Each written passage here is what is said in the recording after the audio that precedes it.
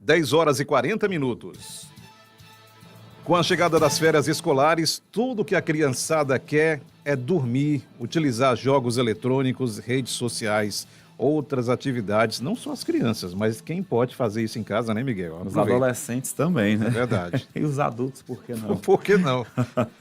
Só que aqui no Brasil tem uma pesquisa realizada pelo IBGE que revelou que 39% das crianças e adolescentes entre 5 e 17 anos são consideradas sedentárias, ou seja, passando mais de 3 horas por dia em atividades como assistir televisão ou simplesmente utilizar o celular. E sobre esse assunto, trazendo um alerta para os pais de plantão, vamos conversar com o professor e doutor em fisiologia, o Elton Godinho.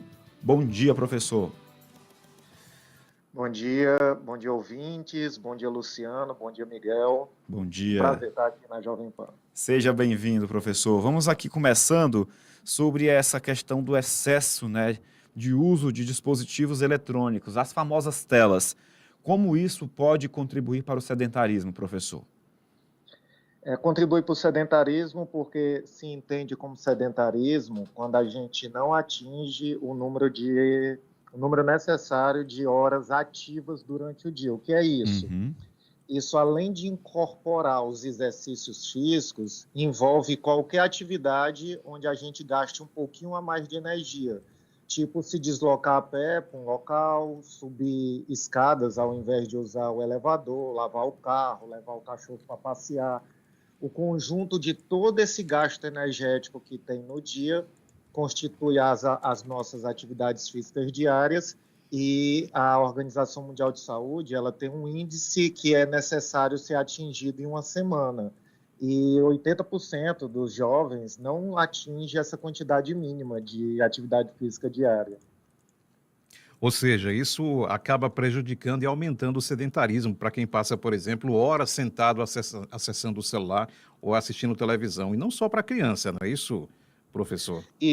Isso, porque esse tipo de atividade, embora a pessoa se envolva para fazer, né, a atividade, tem um gasto energético muito pequeno. A pessoa está sentada, deitada, e são atividades que levam horas a fio sendo feitas, né? É só a gente ver a média de tempo que cada pessoa passa nas plataformas de redes sociais ou mesmo jogando videogames, e bate fácil 3 a 4 horas por dia.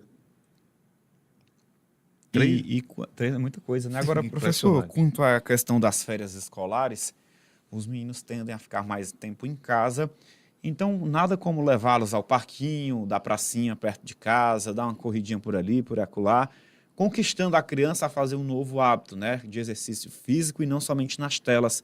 Essa é uma boa saída também, assim como as colônias de férias, né? Perfeito.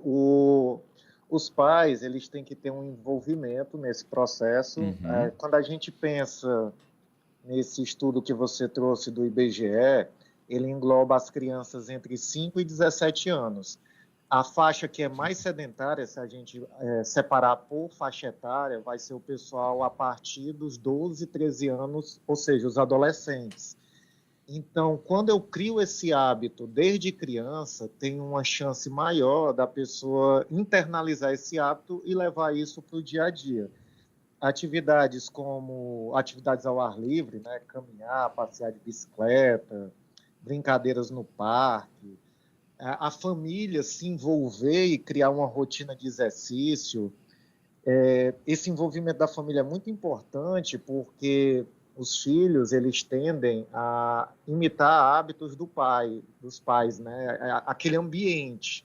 Se eu tenho um ambiente que favorece o processo obesogênico, né, de comer ultraprocessados, muito sedentarismo, muito jogo eletrônico, a criança acaba tendo isso como hábito também.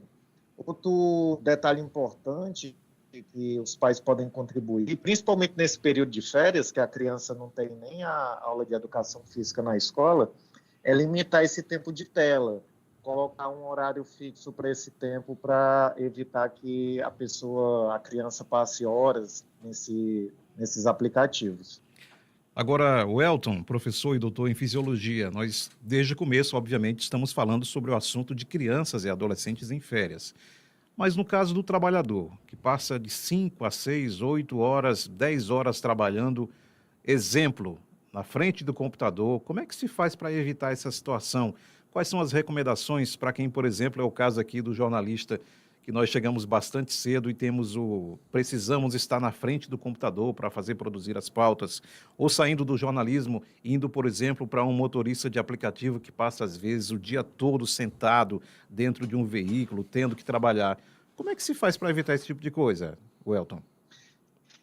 Tentar em tarefas do dia a dia em casa, ser mais ativo, né? Por exemplo, não usar elevadores, quando for comprar algo próximo de casa, ir a pé, lavar o carro, alguns serviços que a gente terceiriza, a gente pode tentar fazer por conta própria, e algumas empresas, elas usam um serviço chamado ginástica laboral.